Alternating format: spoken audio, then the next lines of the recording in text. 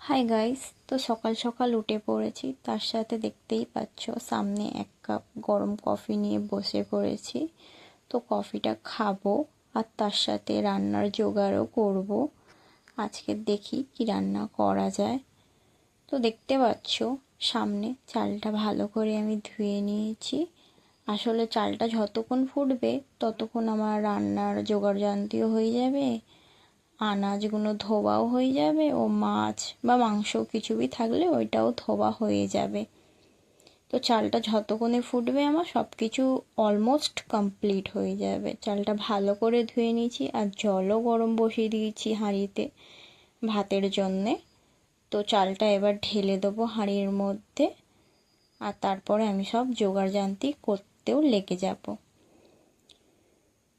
চালটা দেখতেই পাচ্ছ খুব ভালো করে ধুয়ে নিয়েছি। তো চালটা এবার বসিয়ে দেবো। তারপরে দেখতেই পারছো এখানে খুব ফ্রেশ চিংড়ি আছে। তো আজকে চিংড়ি রান্না। তো তারপরে দেখো আমি কিন্তু সব কেটে গুছিয়ে নিয়েছি। আর এখানে দেখছো আমি কড়াও বসিয়ে দিয়েছি। কড়ার মধ্যে সর্ষের তেল গরমও করতে দিয়ে দিয়েছি।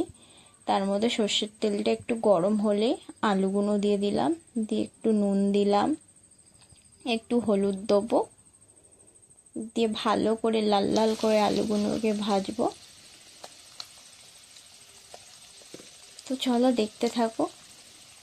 দেখো খুন্তি দিয়ে আমি ভালো করে নুন হলুদটা আলুর মধ্যে মিশিয়ে দিচ্ছি, আর আলুগুলোকে খুব ভালো করে ভেজে নিতে হবে, কিন্তু লাল লাল করে। আলুগুলো ভাজতে ম্যাক্সিমাম 2 মিনিট লাগবে। তো আলুগুলো ভেজে তোলাও হয়ে গেছে, দেখছো খুব বেশ লাল লাল করে ভেজেছি। এবার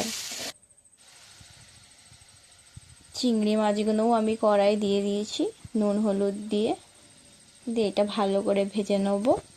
চিংড়ি মাছগুলোকেও বেশ লাল লাল করে ভাজতে হবে। চিংড়িগুলোর থেকে একটু জল বেরিয়েছে সামান্য।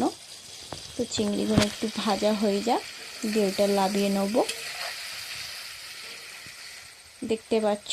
তো তারপরে ওই তেলের মধ্যেই আমি ভেন্ডিগুলোকে দিয়ে দিয়েছি। ভেন্ডিগুলোকেও কিন্তু খুব ভালো করে ভাজতে হবে, যাতে ওই হড়হড়ে ব্যাপারটা না থাকে। তো তার জন্য দেখতে পাচ্ছ আমি ভেন্ডিগুলোকে খুব ভালো করে ভেজে নিচ্ছি।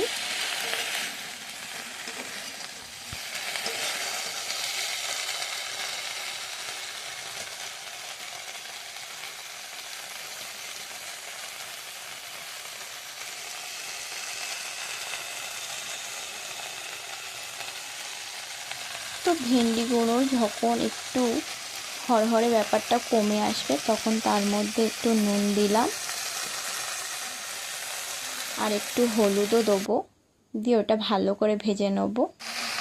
এই যে ভাজা হয়ে গেছে, এবার তার মধ্যে যেই ভাজা আলুটা ছিল, টমেটোটা ছিল ও অল্প পেঁয়াজ ছিল কাটা, ওইগুলো সব দিয়ে দিলাম। দেওয়ার পরে এটাকে একটু ভালো করে ভেজে নিয়ে তার মধ্যে অল্প করে লঙ্কা গুঁড়ো, জিরে গুঁড়ো 2 চামচ মতন আমি এখানে লঙ্কা গুঁড়ো দিয়েছি, আর তার মধ্যে 2 চামচ মতন জিরে গুঁড়োও পড়বে। তো জিরে গুঁড়োটা দিয়ে নিই। এই যে 2 চামচ জিরে গুঁড়োটাও পড়লো।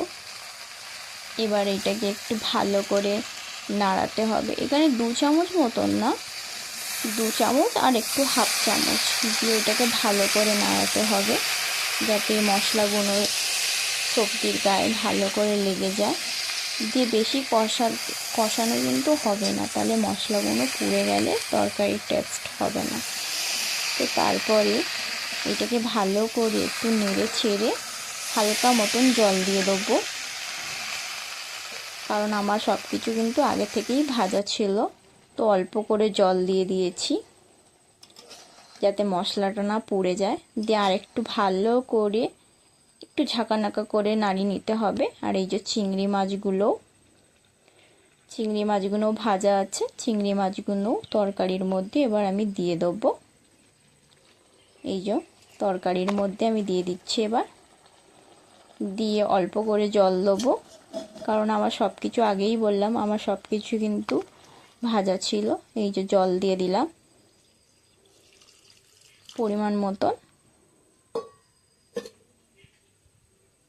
দিয়ে এবার সব কিছু একটু মিশিয়ে দেবো। মাছগুলোকেও একটু জলের মধ্যে মানে ঝোলের মধ্যে একটু নাড়িয়ে দিলাম, যাতে মাছগুলোর গায়ে একটু মশলা লাগবে।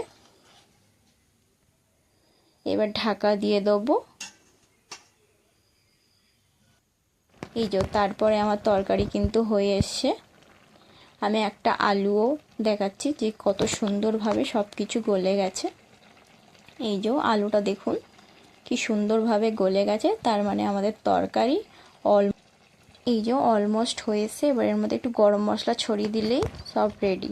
তো ভিডিওটা কেমন লাগলো জানাবেন, আর ভালো লাগলে please like, comment, share and subscribe.